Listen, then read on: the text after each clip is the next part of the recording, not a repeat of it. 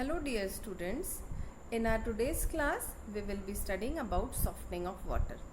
You know very well that water consists of so many salts and due to that hardness is caused in water. Now this hardness if present in water causes so many type of boiler troubles. So this hardness has to be removed from the water and that is very much compulsory. Okay, so due to this hardness we used to soften the water. It becomes very much compulsory for us. If the water is used to be in the boiler, then it has to be softened. Okay, so in our today's class we will be studying about the treatments which are used to soften the water. Okay, the process whereby to remove the or reducing the hardness of water irrespective of whether the hardness is temporary or permanent is known as softening. Now there are two methods for reducing or removing the softness of water. These two methods are external treatment method and internal treatment method. In external treatment method, what happens? The boiler water or the water that is to be feeded in water, the hardness is reduced outside by certain type of treatments. The hardness is reduced outside and then the water that is softened is poured into the boiler. That is known as external treatment. And internal treatment, in this the boiler feed water is feeded into the boiler and then some chemicals are used and some methods are used to reduce the hardness. Okay.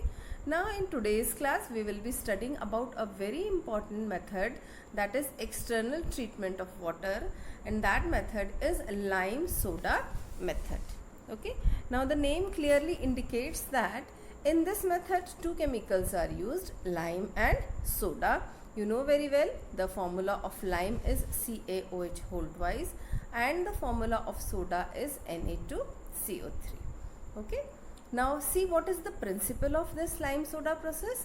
Chemically convert it all the soluble hardness causing impurities into insoluble precipitates which may be removed by settling and filtration. It means that we add lime and soda to the water which is to be softened. This lime and soda reacts with all the hardness causing salts that are present in water and converts them by reacting with them into precipitates. And you know very well the hardness was dissolved in water. When lime and soda react with this hardness, it forms PPT and these PPTs are settled down. Now when these settled down PPTs are removed, our water gets softened. So this is the basic principle of lime soda method. Okay. See, some of the reactions are also given. In the first reaction you can see calcium bicarbonate, it is reacting with lime to form calcium carbonate and water, and you can see calcium carbonate is a precipitate. So the hardness that was caused due to bicarbonate, calcium bicarbonate, is converted to precipitate. In the same way, magnesium bicarbonate is dissolved in water and when lime reacts with it, it forms calcium carbonate and magnesium hydroxide precipitate. Okay, so in the same way the lime and soda react with all the hardness causing substances present in water and convert them into their precipitate, into various types of precipitate. Now these precipitates are filtered off and the water is softened. Now this softened water is poured into the boiler. Okay, that is why it is known as external treatment method. Okay. Now one problem is there in this method. When we add lime and soda, the precipitates are formed. These precipitates are very fine and it takes too much time to settle down these precipitates. It makes this process to carry on for a long time. Okay.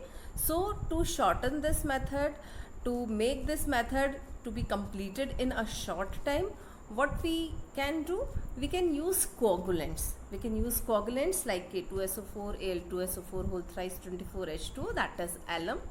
We can also use NaAlO2, that is sodium aluminate. What these coagulants do? These coagulants form AlOH whole thrice precipitate. Now this AlOH whole thrice precipitate covers all the hardness causing salts precipitates, making them heavy, and due to that the precipitates settle down easily. So this is the work of coagulant, that they makes the precipitates heavier so that they can easily settle down. Okay, so this was a very short introduction about lime soda process. Now we have two types of lime soda process. One is cold lime soda process, another one is hot lime soda process. In our next class we will be studying both of these methods in very detail.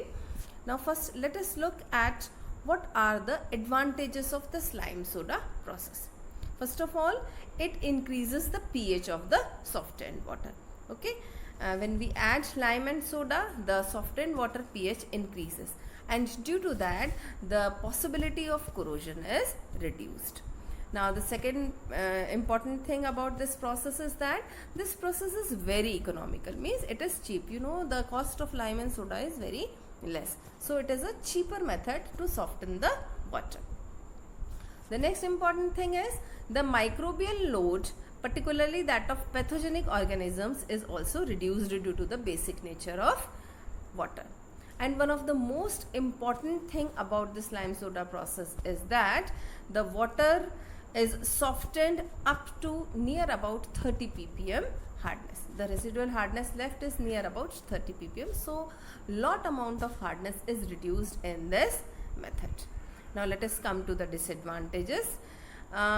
If we are talking about, we could not say that this method is the best method, because after the completion of this method, still the hardness is left. This process left about near about residual hardness of 15 to 20 ppm. So we could not use this type of water, softened water, in high pressure boilers. Okay.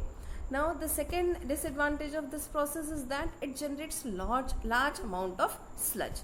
Too much sludge is what? The PPTs that are settling down. So large amount of PPTs are settled down, and it creates it is problematic to dispose of this sludge. Now this process also requires trained supervisors. Okay, so these are some of the advantages and disadvantages of this method, but this method is very simple and a cheap method. So in our today's class we have studied in very short about the lime soda process.